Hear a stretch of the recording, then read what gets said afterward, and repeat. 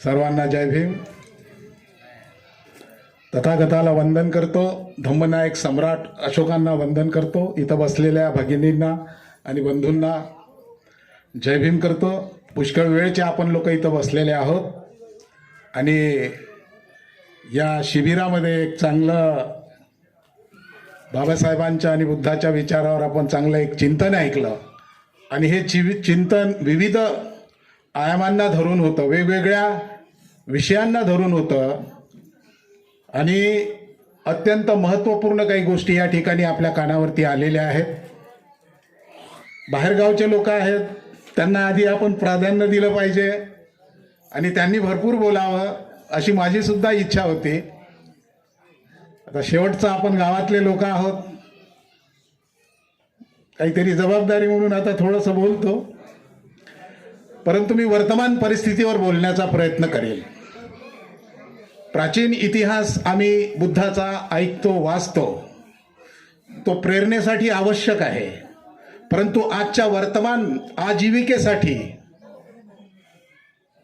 बौद्धांच्या आंबेडकरी चळवळीच्या ज्या समस्या आहेत त्याचं निस्तारण कसं करायचं, येणाऱ्या पिढ्यांचा सुरक्षित आम्ही कसं करायचं, हा महत्त्वाचा विषय असल्यामुळे या संदर्भाने बोलण्याचा मी थोडासा प्रयत्न करतो. बाबासाहेब आंबेडकरांनी या देशाचं संविधान लिहिलं, त्याचप्रमाणे बाबासाहेब आंबेडकरांनी बुद्ध आणि त्याचा धम्मग्रंथ लिहिला. जर बुद्ध आणि त्याच्या धम्मग्रंथाचा विचार केला तर बाबासाहेबांना अपेक्षित भारताची निर्मिती, बुद्धमय भारताची निर्मिती आम्ही करू शकलो नाही. संविधानाचा जर विचार केला तर संविधानाला अपेक्षित जे कायदे उत्क्रांत व्हायला पाहिजेत, मग ते समता असेल, स्वातंत्र्य असेल, बंधुत्व असेल, न्याय, विज्ञान, बुद्धिप्रामाण्यवाद, हा जो विकास या देशामध्ये संविधानाच्या कायद्याच्या माध्यमातून व्हायला पाहिजे होता, कायद्याचं राज्य या ठिकाणी प्रस्थापित व्हायला पाहिजे होतं, ते देखील या ठिकाणी झालेलं नाही आहे. म्हणजे एका बाजूला बुद्ध धम्माची अधोगती आम्हाला दिसत आहे, दुसऱ्या बाजूला संविधान या ठिकाणी नष्ट होताना आम्हाला दिसत आहे. मग ही जबाबदारी कुणाची आहे? आम्ही म्हणजे पावसाळ्यामध्ये ज्याला आपण म्हणतो की वर्षावासामध्ये आम्ही बुद्ध आणि त्याचा धम्मग्रंथ वाचतो. 26 जानेवारीला आणि नोव्हेंबरला आम्ही संविधानाच्या संदर्भामध्ये कार्यक्रम वगैरे घेत राहतो, परंतु त्या संविधानाची मोडतोड, त्या बुद्ध धम्माची मोडतोड होत आहे, त्याच्याकडे गांभीर्याने आम्ही कधी लक्ष दिलेलं नाही. याचं एक उदाहरण मी तुम्हाला देतो. या देशामध्ये 1951 मध्ये जनगणना झाली तेव्हा देशामध्ये 1 लाख काही हजार लोक होते. 1956 मध्ये बाबासाहेबांनी दीक्षा दिल्याबरोबर या देशामध्ये 29 लाख लोक दिसायला लागले. म्हणजे 56 मध्ये बौद्ध धम्माची दीक्षा घेतल्यानंतर या देशात 30 लाख बौद्ध आपल्याला दिसतात बाबासाहेबांमुळे. परंतु 1961च्या जनगणनेच्या नंतर 71, 81, 91 हे जे वाढत गेलं, 2011 पर्यंतच्या जनगणनेचा रिपोर्ट जर आम्ही पाहिला तर बुद्ध धम्माचा रेशो वाढताना दिसत नाही, तो कमी झालेला आम्हाला दिसत आहे. म्हणजे आम्ही बुद्ध धम्माचं काम करत आहोत, परंतु बुद्ध धम्माची संख्या वाढताना दिसत नाही. या देशामध्ये बौद्धांचं प्रमाण किती होतं संख्येचं? स्वातंत्र्य मिळालं तेव्हा 57 ते 58%. आज किती टक्के आहे हिंदू धर्माचं प्रमाण? 82.5%. आणि ही जी हिंदू सिस्टम आहे, ही जी ब्राह्मणी सिस्टम आहे, या देशाचं संविधान नष्ट करून हिंदू राष्ट्राच्या निर्मितीची त्यांची जी प्रक्रिया आहे ती प्रक्रिया लोकसंख्येने पूर्ण होऊ शकते. तुम्ही ते वाचवू शकणार नाही. म्हणून बाबासाहेबांनी एका बाजूला तुम्हाला कार्यक्रम दिला होता की भारत बुद्धमय करा. आम्ही बुद्धमय भारत करत नाही आहे. 50 वर्ष झाले लोक या ठिकाणी दीक्षा घेतात, परंतु जे दीक्षा घेतात त्यांची नोंद बौद्ध म्हणून होत नाही. का होत नाही? तर आम्ही कायदाच बनवला नाही. आम्ही बुद्ध धम्माची चळवळ चालवतो, बाबासाहेबांची चळवळ चालवतो, परंतु त्याला कायदेशीर संवैधानिक दर्जा दिला पाहिजे यासाठी आम्ही शासनाला आजपर्यंत कधी मागणीच केली नाही. आणि जे लोक बुद्ध धम्माची दीक्षा घेतात त्यांची नोंद बौद्ध म्हणून त्या ठिकाणी होताना दिसत नाही. हीच परिस्थिती तुमची देखील आहे. तुम्हाला वाटत असेल की आम्ही बौद्ध आहोत, परंतु आम्ही जे बौद्ध आहोत राष्ट्रपतीच्या प्रेसिडेन्शियल ऑर्डर प्रमाणे चुकीचे बौद्ध आहोत. बुद्ध धम्मामध्ये जाती आहे का? बिलकुल नाही. भिक्खू संघाचं उदाहरण बुद्धाने दिलेलं आहे की संघ हा सागराप्रमाणे आहे आणि म्हणून संघामध्ये फक्त काय चालते, सिनियरिटी. बुद्धाने आपल्या भावाला दीक्षा देताना संघामध्ये पहिल्यांदा उपालीला दिली, कारण उपाली हा नावी होता आणि त्यांचा सेवक होता आणि तुमचा जो अहंकार आहे शाक्य वंशाचा तो नष्ट झाला पाहिजे म्हणून उपालीला श्रेष्ठ करून त्याला प्रथम दीक्षा दिली आणि त्याला मग आनंदाला वगैरे वंदन करावं लागलं. बुद्धाने अशी संधी दिल्यामुळं हा मागे असणारा समाज, हा सेवक समाज आज विनय पिटकाचा शिल्पकार आहे. उपालीने विनय पिटक लिहिलेलं आहे, तुम्हाला माहित आहे त्रिपिटकामधलं. तर बुद्धाने ही जी चळवळ सुरू केली, बाबासाहेबांनी ही जी चळवळ सुरू केली, तर बुद्धाच्या काळामध्ये संविधान नव्हतं, पण बाबासाहेबांच्या काळामध्ये कायद्याचं राज्य आलं, संविधानाचं राज्य आलं. आम्ही संविधानाला सोडून जर बुद्ध धम्माचा विचार करत असू तर या ठिकाणी ब्राह्मणवाद आणि भांडवलवादच राज्य करू शकेल. म्हणून हे नष्ट करायचं असेल तर तुम्हाला कायदेशीर संविधानाप्रमाणे बौद्ध व्हावं लागेल. परंतु आम्ही कायदेशीर बौद्ध अजिबात नाही. आमच्या घरात सर्टिफिकेट कसं आहे, शेड्यूल कास्ट बौद्ध आहे का बुद्ध धम्मामध्ये जाती, पण आम्ही आहोत महार बौद्ध. बरं, तुम्ही महार बौद्ध आहे तुमच्या पुरतं झालं, पण तुमच्यामुळे धम्म विकृत होतो. कारण जर ब्राह्मणांनी दीक्षा घेतली तर ते ब्राह्मण बौद्ध होतील, चांभाराने दीक्षा घेतली तो चांभार बौद्ध होईल. आणि मग भटके विमुक्ताचे असतील, उपरेखा असतील, लक्ष्मण माने असतील, ते त्यांच्या त्यांच्या जातीचे बौद्ध होतील. म्हणजे हिंदू धर्माने जे प्रवाह, जे जातीय सिस्टम सुरू केलेली आहे ती आम्ही कायम बुद्ध धम्मामध्ये ठेवणार आहोत. या ब्राह्मण समाजाने आलेल्या प्रत्येक धर्माला जाती पुरवलेल्या आहेत. दोन मेजर इथे धर्म दिसतात तुम्हाला, ख्रिश्चन आणि मुस्लिम. मूळ बायबल वाचा, कुराण वाचा, त्यांच्यामध्ये जाती नाही आहे. परंतु इथल्या ब्राह्मणांनी मुस्लिमांना जाती दिल्या. तुर्क आले, पठाण आले, मोगल आले, हे सगळे आले, यांना त्यांनी जाती पुरवल्या. त्याच्यानंतर इथे ब्रिटिश आले, ख्रिश्चनांना त्यांनी जाती पुरवल्या. बाबासाहेबांनी 14 ऑक्टोबर 56ला धम्मक्रांती केली. या क्रांतीला देखील ते जाती पुरवत आहेत. म्हणून आमचं जे सर्टिफिकेट बनते ते जात महार आणि धर्म बौद्ध असं बनत आहे. पण बाबासाहेब काय म्हणतात की बुद्ध धम्मामध्ये आल्यानंतर इथे महार मांग असं चालणार नाही. बौद्ध म्हणजे तो बौद्धच असला पाहिजे. बाबासाहेब या पुढेही जाऊन म्हणतात की मी जर 2 वर्ष अधिक जगलो तर 5 कोटी बौद्ध या देशामध्ये दाखवेल. हा 5 कोटीचा आकडा कुणाकडे बोट दाखवत आहेत बाबासाहेब? तर त्यावेळेचं जे शेड्यूल कास्ट फेडरेशन होतं आणि या देशाची जी लोकसंख्या होती त्या लोकसंख्येमध्ये 5 करोड लोक शेड्यूल कास्ट होते आणि 2 वर्ष जगलो तर हे शेड्यूल कास्ट मी बौद्ध करून दाखवील असं बाबासाहेबांनी म्हटलं होतं. परंतु बाबासाहेब आंबेडकर तितके वर्ष जगले नाही, ती क्रांती होऊ शकली नाही. परंतु त्यांनी तुम्हाला ते डायरेक्शन दिलेलं आहे. तुम्हाला माहित आहे 13 ऑक्टोबर 56ला बाबासाहेबांनी स्पष्ट केलेलं आहे, I am not schedule caste.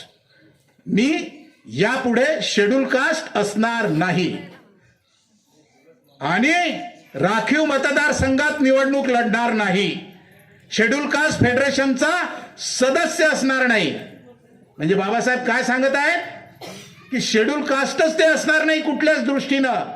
ते तर इतकं सुद्धा बोलून गेले शेड्यूल कास्ट लोकांना की शेड्यूल कास्टला त्यांनी स्पष्ट म्हटलं की तुम्हाला तुमच्यातला नेता निवडावा लागेल, मी तुमचं नेतृत्व करू शकणार नाही. आम्ही बाबासाहेबांच्या विचाराप्रमाणे करतो का चळवळीचं गणित? नाही. आम्ही काय म्हणतो, तेली माळी Kunbi Dhangar SC ST OBC सगळे लोक एकत्र करून 85% चळवळ चालवतो. चरत भिक्कवे चारिकम बहुजन हिताय बहुजन सुखाय असं म्हणतो. पण त्याच्या पुढची गाथा त्या बहुजन असणाऱ्या माणसाला कधी सांगतच नाही. धम्म आदि कल्याण मध्य कल्याण पर्योसान कल्याण आहे हे सांगत नाही आम्ही त्यांना फक्त बहुजन या बुद्धाच्या कन्सेप्ट जवळ ठेवतो. पण त्यांना आम्ही बुद्धिस्ट केलं पाहिजे, धम्माने तुमचं कल्याण होते हे त्यांना आम्ही सांगत नाही. बाबासाहेब आंबेडकरांचा बेसिक लढा जो आहे तो जाती अंताचा लढा आहे आणि जोपर्यंत जाती अंत होत नाही या देशामध्ये तोपर्यंत या देशामध्ये कुणालाही न्याय मिळणार नाही. या देशामध्ये संविधान देखील यशस्वी होणार नाही. 1916 मध्ये बाबासाहेबांनी स्पष्ट केलेलं आहे. कोलंबिया युनिव्हर्सिटीचा निबंध आम्हाला सांगतो, बाबासाहेबांनी त्या ठिकाणी स्पष्ट केलेलं आहे की जात हा बंदिष्ट वर्ग आहे. आणि जात मुळात अँटी नेशन आहे. जर जात ही देशविरोधी असेल, ती जर बंदिस्त वर्ग असेल, तर या देशामध्ये माणसांचा समाज किंवा मानवी समाज जन्माला कसा येईल? म्हणून बाबासाहेबांनी म्हटलं की जात नष्ट झाली पाहिजे. आणि ती जात नष्ट करण्याची व्यवस्था भारताच्या संविधानामध्ये बाबासाहेबांनी 3 भागामध्ये केलेली आहे. त्याचं अनालिसिस आंबेडकरी चळवळीने केलेलं नाही. ते आंबेडकरी चळवळीला संविधानाचा आशय समजलेला नाही आहे. मी तुम्हाला थोडक्यात समजावून सांगतो. संविधानाचा आर्टिकल 340, आर्टिकल 341 आणि आर्टिकल 342 या 3 आर्टिकलमुळे, या 3 कायद्यामुळे भारतीय समाज जो विभागलेला होता त्याला बाबासाहेब आंबेडकरांनी एकत्र केलेला आहे. 3 भागामध्ये बाबासाहेबांनी या समाज व्यवस्थेला कायद्याने बांधलेला आहे. आणि म्हणून रिझर्वेशन देताना जातीचा आणि धर्माचा उल्लेख होत नाही. पण अनेकांचा समज असा आहे की जातीच्या आधारावर, धर्माच्या आधारावर रिझर्वेशन मिळते. अजिबात मिळत नाही. रिझर्वेशन 3 कायद्यावर मिळते. 3 भाग केले या समाज व्यवस्थेचे भारताच्या. पहिला भाग आहे social educational backward class of any citizen, article 340. Article 340 प्रमाणे राष्ट्रपतीला बाबासाहेबांनी ऑर्डर केलेली आहे, कारण त्यावेळेला ओबीसीची यादी नव्हती. म्हणून बाबासाहेबांनी म्हटलं की सामाजिक शैक्षणिक दृष्ट्या मागासलेल्या नागरिकांचा वर्ग असा शोध घ्या. म्हणजे सामाजिक आणि शैक्षणिक जो जो मागासलेला आहे त्याचा शोध घेऊन त्याला आरक्षण द्या, प्रतिनिधित्व द्या. म्हणजे इथं जातीचा आधार आहे का? सामाजिक शैक्षणिक मागासलेला व्यक्ती जो आहे त्याचा शोध घेऊन त्याला प्रतिनिधित्व द्यायचं आहे. दुसरा शोध असा आहे की ज्या जातींशी अमानवीय व्यवहार होतो, अशा जाती ज्यांच्याशी जातीच्या नावाने अमानवीय व्यवहार होतो, अशा जातींचा शोध घ्या. आणि त्या जाती म्हणजे शेड्यूल कास्ट आहेत. जर जातीला आरक्षण मिळालं असतं तर महाराष्ट्रामध्ये मराठ्यांनी आंदोलन केलं असतं का? कारण ते एक जात आहे, तिला रिझर्वेशन मिळालं असतं. परंतु जातीच्या आधारावर रिझर्वेशन मिळत नाही. कास्ट डिस्क्रिमिनेशन वरती आर्टिकल 341 प्रमाणे रिझर्वेशन मिळते. आणि अशा जाती की ज्यांच्याशी अमानवीय व्यवहार होतो. तिसरं आरक्षण आपल्याला जे दिला जाते ते कस्टमर आधारित असलेल्या लोकांना दिल्या जाते. म्हणजे ज्याला आम्ही ट्रायबल म्हणतो, रूढी परंपरा याच्या आधारावरती. बाबासाहेब आंबेडकरांनी संविधानच जात आणि धर्म विरहित केलेलं आहे. म्हणून बाबासाहेब आंबेडकरांनी जेव्हा आर्टिकल 25 लिहिलं, धर्मस्वातंत्र्याचा सगळ्यांना अधिकार दिला, तरी पण बाबासाहेब आंबेडकरांनी युनिफॉर्म सिव्हिल कोडची भूमिका घेतलेली आहे. ही आंबेडकरी चळवळीला हा फरक लक्षात येत नाही. कारण अनेकांनी बौद्ध विवाह कायद्याची मागणी केली. बौद्ध विवाह कायद्याच्या संदर्भात हिंदू कोडबिलाचे खंड 14 भाग 1 आणि भाग 2 गव्हर्नमेंट प्रकाशित केलेली पुस्तकं वाचा. बाबासाहेबांना 5 खासदारांनी मागणी केली की बौद्ध विवाह कायदा द्या. बाबासाहेब म्हणतात बौद्ध विवाह कायद्याची गरज नाही. समजते का आम्हाला बाबासाहेबांना काय करायचं आहे ते? बाबासाहेब आंबेडकरांची जी विचारधारा आहे ती न समजल्यामुळे हे सगळे प्रश्न निर्माण झालेले आहे. बाबासाहेब तुमच्या वाट्याला आले, ही नैसर्गिक संपत्ती तुमच्या वाट्याला आली, हे जगातलं सगळ्यात सुंदर तत्वज्ञान तुमच्या ओंजळीमध्ये बाबासाहेबांनी टाकलं. ती तुमची जबाबदारी होती, कारण इतरांच्या वाट्याला बाबासाहेब आले नाही. म्हणून बाबासाहेबांची जी भूमिका आहे ती पुढे नेण्याची जबाबदारी तुमची आहे. पण तुम्ही जर बाबासाहेबांचं वैचारिक तत्वज्ञान, त्यांची जर कार्यक्रम पत्रिका जर आम्ही समजू शकलो नाही तर आम्ही कोणत्या चळवळी करत आहोत? तिथ्या पुण्यतिथ्या साजऱ्या करणे, वर्षावासामध्ये बसून बुद्ध आणि त्याचा धम्मग्रंथ वाचणे इतकी मर्यादित चळवळ नाही बाबासाहेबाची. बाबासाहेबाच्या चळवळीचा आशय हा जगाला क्रांती करणारा आशय आहे, जगाला बुद्धाकडे नेणारा आशय आहे. आम्ही तर इथे महाराष्ट्रात जे बौद्ध लोक आहेत त्यांना देखील न्याय देत नाही. महाराष्ट्रामध्ये किती बौद्ध आहेत? देशामध्ये किती बौद्ध आहेत? 140 कोटी लोकसंख्या होणारा 21च्या जनगणनेच्या नंतर बौद्धांचं प्रमाण 1 कोटी देखील नाही आहे. केवळ 84 लाख बौद्ध आहेत. आणि याच्यामध्ये 10 लाख बौद्ध ट्रायबल आदिवासी जे बौद्ध आहेत, काही उरले सुरले दुसरे बौद्ध आहेत. आणि महाराष्ट्रामध्ये 65 लाख बौद्ध आहेत. परंतु ज्यांच्या सर्टिफिकेटवर केवळ बौद्ध लिहिलेलं आहे अशा बौद्धांना केंद्रातलं 15% आरक्षण मिळत नाही. ज्यांनी बाबासाहेबांच्या क्रांतीला जिवंत ठेवलं आणि ज्यांनी आपले सर्टिफिकेट बौद्ध बनवले, ज्यांच्या सर्टिफिकेटवर बौद्ध लिहिलेलं आहे त्यांना केंद्रातलं 15% आरक्षण मिळत नाही. हा विषय जरा कठीण आहे, समजून घ्या. आणि महाराष्ट्रामध्ये बौद्धांना रिझर्वेशन दिल्या जाते, परंतु 18 जानेवारी 1957ला याच महाराष्ट्र सरकारने एक परिपत्रक काढलं आणि हे जे बौद्धांना आम्ही शेड्यूल कास्टचं आरक्षण देत आहोत हे कायदेशीर नाही असं सर्क्युलर देखील काढलं. म्हणून तुम्हाला जे आरक्षण मिळते ते संविधानाप्रमाणे कायद्याप्रमाणे मिळालेलं नाही. व्ही.पी. सिंगांनी 1990 मध्ये जो कायदा केला तो कायदा देखील अधुरा आणि अपुरा आहे, त्याच्यामध्ये देखील व्यंग आहे. आणि म्हणून तुम्हाला जात लिहिल्याशिवाय शेड्यूल कास्टचं रिझर्वेशन मिळत नाही. तुम्ही बुद्धाला शेड्यूल कास्ट करणारे गावकुसा बाहेरचे बहिष्कृत माणूस म्हणून कशी काय ओळख देता? बुद्ध काय शेड्यूल कास्ट होते का? बाबासाहेब आंबेडकरांनी दीक्षा घेतली तर काय शेड्यूल कास्टसाठी घेतली का? पण आम्ही ते समजू शकलो नाही. बाबासाहेबांनी स्पष्ट केलं होतं की बौद्धांच्या सवलती माझ्या कोटाच्या खिशात आहे. पण कधीतरी आंबेडकरी चळवळीच्या माणसांनी रस्त्यावरून एक प्रश्न या शासनाला कधी विचारला, कधी आवाज केला, कधी मागणी केली? मी चळवळीत लहानाचा मोठा झालो, पण पाहतो कोणत्याही माणसांनी बौद्धांच्या प्रश्नावरती आजपर्यंत या देशामध्ये आंदोलनच केलं नाही. म्हणजे बौद्धांचे प्रश्नच नाही असं त्याला वाटते. बौद्धांचे अनेक प्रश्न आहेत आणि हे प्रश्न विस्कळीत करून ठेवलेल्यामुळे या ठिकाणी ब्राह्मणवाद आणि तुमचा भांडवलवाद जिवंत आहे. तो कसा जिवंत आहे लक्षात घ्या. बाबासाहेबांची आयडियोलॉजी होती की मला सारा भारत बुद्धमय करायचा आहे. आज जर आम्ही या 10,000 जातीला निस्तरायचं काम केलं नसतं आणि बाबासाहेबांच्या आयडियोलॉजी प्रमाणे या देशातल्या 5 ते 7 जातीवर जरी आम्ही काम केलं असतं तर हे संविधानही वाचलं असतं आणि या देशात हा बौद्धांचं राष्ट्र म्हणून पुढे आलं असतं. ते कसं येऊ शकते ते लक्षात घ्या. देशामध्ये 1,500 जाती आहेत शेड्यूल कास्टच्या. याच्यातल्या 4-5 जातीचा जर विचार केला आणि या जाती बुद्धाला मानणाऱ्या बाबासाहेबाला मानणाऱ्या आहेत, ज्याप्रमाणे महार, आंध्रमध्ये माला, पंजाबमध्ये जाटव, उत्तर प्रदेशामध्ये चांभार, बिहारमध्ये पासी, तामिळनाडू कर्नाटकामध्ये होली आणि केरळमध्ये पुलियार, या जातींचं जर आम्ही एकत्रीकरण करू शकलो आणि यांना बुद्धिस्ट करू शकलो तर 25 ते 30 कोटी लोकसंख्या या ठिकाणी बौद्धांची होऊ शकते. याचा काय परिणाम होऊ शकतो? याचा परिणाम असा होऊ शकतो की तुम्ही राजसत्तेमध्ये जाऊ शकता. राजसत्तेमध्ये जाऊ शकता. कसे जाऊ शकता? मी महाराष्ट्राचं तुम्हाला उदाहरण देतो. महाराष्ट्रामध्ये 11 करोड लोकसंख्या आहे. या 11 करोड लोकसंख्येमध्ये जर बौद्धांनी आम्ही बौद्ध आहो हा संवैधानिक दर्जा जर मिळवला तर ते 15 ते 16% लोक होतात. आणि संविधानाप्रमाणे 16×48 विधानसभा आणि 8 ते 10 लोकसभा आणि 65% जिल्हा परिषद ते ग्रामपंचायत सरपंचापर्यंत बौद्धांना प्रतिनिधित्व मिळू शकते. याचा परिणाम काय होऊ शकतो? महाराष्ट्राची सत्ता तुमच्या हातामध्ये येऊ शकते.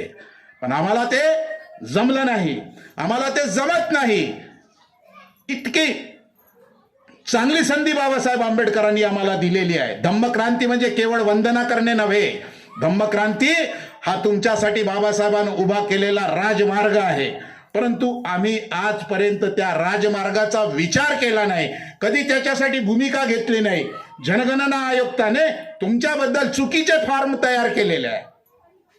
तुमच्याकडे जर कोणी नोंद करायला आले तर तुम्हाला विचारतात ते आणि तुम्ही जाती आणि धर्मासह लिहिता. काही हुशार लोक आहेत की ते जातीच्या रकान्यामध्ये जात न लिहिता केवळ बौद्ध लिहितात. म्हणजे तुम्हाला 2-3 प्रकारे विभक्त केलेले आहे.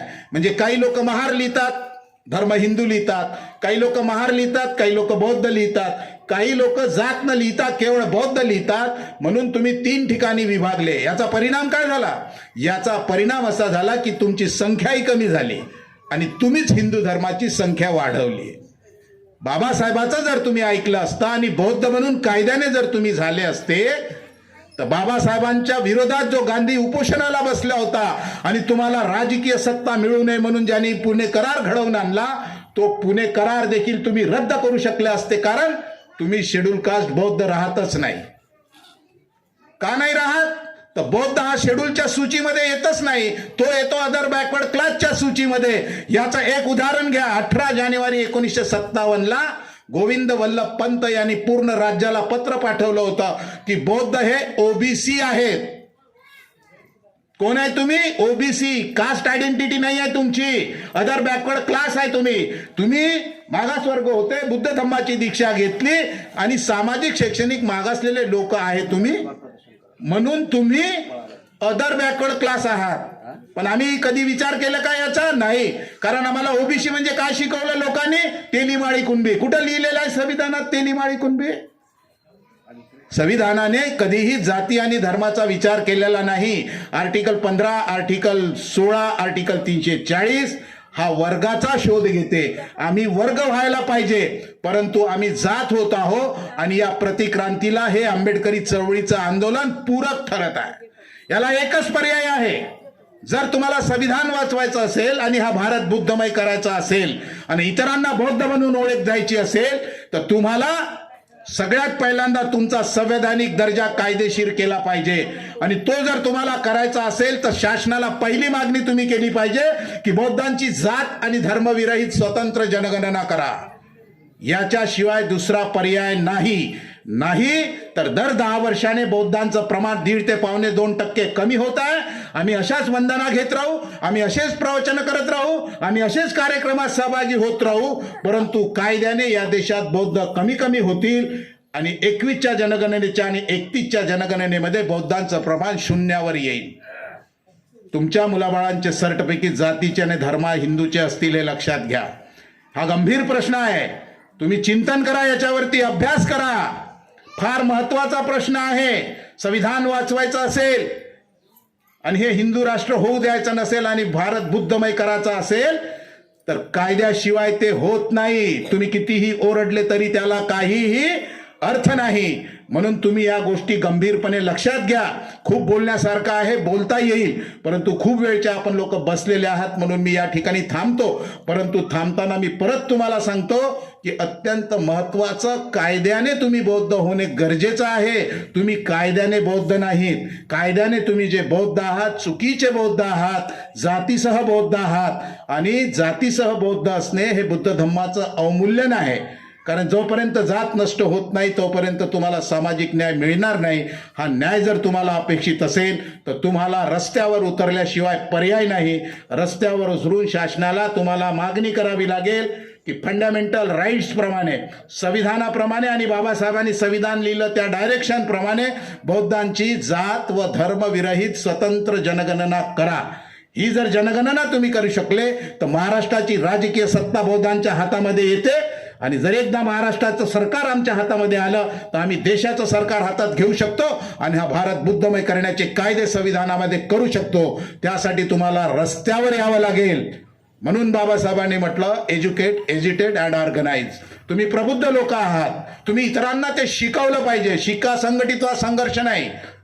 एज्युकेट, एज्युटेट अँड ऑर्गनाइज म्हणजे एज्युकेट म्हणजे तुम्ही प्रबुद्ध लोक आहात आणि तुम्ही ते आता लोकांना चेतवलं पाहिजे, म्हणजे ते संघटित होतील आणि आपला प्रश्न सोडवतील. तुम्ही तो आपला प्रश्न सोडवण्यासाठी लढा उभारला पाहिजे. लढा उभारल्याशिवाय तुम्हाला तुमचे हक्क मिळणार नाही. बाबासाहेब सांगून गेले, हक्क फक्त लढून आणि लढून मिळतात. मागची पिढी लढली, आम्हाला अधिकार मिळाले, परंतु आताची पिढी लढायला तयार नसल्यामुळे तुमचे अधिकार नष्ट होत आहेत. तर कृपया तुम्ही हे माझं मंथन जे आहे ते काळजीपूर्वक लक्षात घ्या आणि लढ्याची तयारी ठेवा. आपण केव्हा तरी परत या विषयावरती बोलू, कारण माझा मानस असा आहे की या प्रश्नावरती आपल्याला शासनाशी लढाई करायची आहे आणि शासनाला बौद्धांच्या प्रश्नाच्या संदर्भातल्या 8 ते 10 मागण्या आपल्याला त्यांच्याकडून करून घ्यायच्या आहे. त्याच्यातली ही पहिली मागणी आहे की जात आणि धर्मविरहित बौद्धांची स्वतंत्र गणना झाली पाहिजे. बौद्धांना बौद्ध जन म्हणून त्यांची नोंद झाली पाहिजे आणि बौद्धांचा अनुसूचित जातीऐवजी इतर मागासवर्ग हा दर्जा आम्हाला मिळाला पाहिजे. कर्नाटकामध्ये जसा ठराव केला आणि महाराष्ट्राच्या विधिमंडळामध्ये जसा ठराव केला तसा बौद्धांच्या या अधिकाराचा ठराव राज्य शासनाने केला पाहिजे. आमचं स्वतंत्र आर्थिक महामंडळ असलं पाहिजे. बौद्धांची मातृभाषा पाली आहे. या पालीला 14% लोक या महाराष्ट्रामध्ये आहेत. 1.5% ब्राह्मणाचं विद्यापीठ संस्कृत विद्यापीठ आहे, आमचे विद्यापीठ नाहीत. असे महत्वाचे प्रश्न आहेत. हे सगळ्या प्रश्नासाठी तुम्हाला रस्त्यावर यावं लागेल, त्याच्याशिवाय दुसरा पर्याय नाही. त्यासाठी मी आंदोलन उभं करण्याचा प्रयत्न करत आहो. आपण सगळ्यांनी त्यासाठी मला मदत करावी. एवढं बोलतो, थांबतो. जय भीम, जय भारत.